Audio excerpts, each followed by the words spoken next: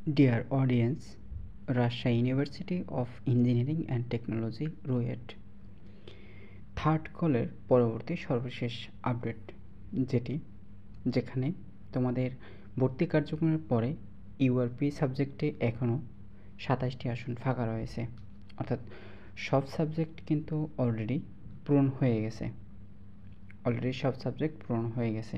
তো এখনও সাবজেক্ট ফাঁকা রয়েছে শুধু ইউআরপি বিভাগে, অর্থাৎ সাবজেক্টে আসন ফাঁকা রয়েছে 60টি আসন থেকে 33টি আসন পূরণ হয়েছে থার্ড কলে এবং 27টি আসন কিন্তু ফাঁকা রয়েছে, যেখানে এখনও তোমাদের ভর্তি বাতিল করতে পারে এবং মাইগ্রেশনে আসন ফাঁকা হতে পারে। এ সকল বিস্তারিত বিশ্লেষণ করেই তোমাদের কিন্তু আরও আসন প্লাস পয়েন্ট হতে পারে, যার কারণে তোমাদের ফোর্থ কল দেবে। অবশ্যই তোমাদের ফোর্থ কল দেবে। ফোর্থ কলে তোমাদের সম্ভাবনা খুব বেশি মেরিট লিস্ট যাবে না, তোমাদের সেই অনুযায়ী তোমাদের কিন্তু ফোর্থ কল দেওয়া হবে।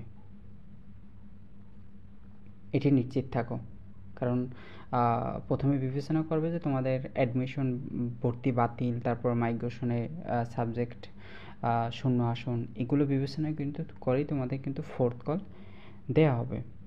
তো তোমাদের আর্কিটেকচার ডিপার্টমেন্টে কিন্তু এখনও কিন্তু কোনো আসন ফাঁকা নেই, শূন্য আসন রয়েছে, যেখানে সব আসন কিন্তু পূরণ হয়ে গেছে, যেখানে কিন্তু একটি আসনও ফাঁকা নেই। তো পরবর্তীতে আমাদের কিন্তু গুরুত্বপূর্ণ আপডেট দেওয়া হয়েছে। সর্বশেষ তোমাদের জন্য নির্দেশনা। নোটিশ রয়েছে 2টি।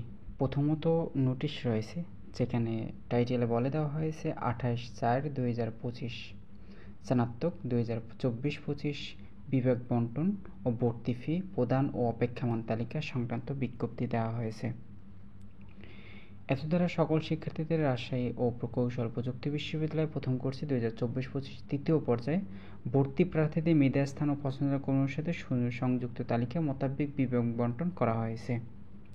অর্থাৎ যে সকল শিক্ষার্থী তৃতীয় পর্যায়ে ভর্তি হয়েছে এবং মেধাস্থান এবং পছন্দ ক্রম অনুযায়ী ভর্তি একটি সাবজেক্ট পেয়েছ, তৃতীয় পর্যায়ে প্রথম মেধাক্রম থেকে 1669 থেকে 1884 প্রথম পর্যায়ে যে তোমাদের তৃতীয় মেধাতালি ভর্তি কার্যক্রমের জন্য ডাকা হয়েছে, সেখানে কিন্তু 79 জনকে নেওয়া হয়েছে। এই মেরিট লিস্ট থেকে এতজন থেকে 79 জনকে নেওয়া হয়েছে। এবং দ্বিতীয় পর্যায়ে তোমাদের যে ভর্তি কার্যক্রম হয়েছে থার্ড কলে, যেখানে 1885 থেকে 2300 পর্যন্ত এর ভিতরে নেওয়া হয়েছে 133 জন কিন্তু নেওয়া হয়েছে 1885 থেকে 2300, অর্থাৎ 2300 পর্যন্ত। এর মধ্যে নেওয়া হয়েছে 133 জনকে। আগামী 29/4/2025 বিকাল 3টার ভিতরে যে সকল শিক্ষার্থী সাবজেক্ট পেয়েছে, যে কোনো একটি সাবজেক্ট, রূপালী ব্যাংকের PLC রুয়েট শাখায় তোমাদের ভর্তি ফি জমা দেওয়ার নির্দেশনা দেওয়া হয়েছে। ভর্তিকৃত প্রার্থীদের প্রাপ্ত বিভাগে হালনাগাদ তালিকা আগামী 30/4/2025 প্রকাশ করা হবে। অর্থাৎ তোমাদের কোন শিক্ষার্থী তোমাদের ভর্তি বাতিল করেছে এবং কয়টি আসন আবার নতুনভাবে পুরো খালি হয়েছে, সেই নিয়ে কিন্তু আবার 30 তারিখে একটি আপডেট দেওয়া হবে এবং তোমাদের ফোর্থ কল দেওয়া হবে 30 তারিখে। তো পরবর্তীতে বলা হয়েছে ইঞ্জিনিয়ারিং ডিপার্টমেন্ট ও ইউআরপি আসন খালি থাকা সাপেক্ষে পরবর্তীতে মেধাক্রম অনুসারে ভর্তি করা হবে। অর্থাৎ তোমাদের এখানে কিন্তু গুরুত্বপূর্ণ নির্দেশনা দেওয়া হয়েছে। তোমাদের যদি আসন খালি থাকে তাহলে কিন্তু পরবর্তীতে তোমাদের কিন্তু আরেকটি ভর্তির অর্থাৎ ফোর্থ কল দেওয়া হবে, সেই কিন্তু বিস্তারিত বলে দেওয়া হয়েছে। তো পরবর্তীতে তোমাদের আরও একটি নোটিশ দেওয়া হয়েছে, যেখানে নোটিশে বলা হয়েছে যেটি হচ্ছে স্থাপত্য বিভাগ, যারা আর্কিটেকচার ডিপার্টমেন্টে ভর্তি হয়েছে 28 তারিখে থার্ড কল থেকে 28 তারিখের মধ্যে যারা ভর্তি হয়েছে তাদের মধ্যে রয়েছে বিভাগ বন্টন ও ভর্তি ফি অপেক্ষমান তালিকা। তো একই রকম যেটি হচ্ছে যে রাজশাহী প্রকৌশল ও প্রযুক্তি বিশ্ববিদ্যালয় তৃতীয় পর্যায়ে যারা মেধাস্থাক্রম থেকে একটি সাবজেক্ট পেয়েছে, তাদের ক্ষেত্রে। তৃতীয় কলে তোমাদের প্রথম ও দ্বিতীয় পর্যায়ে দুইটি পর্যায়ে কিন্তু ভর্তি কার্যক্রম অনুষ্ঠিত হয়েছে।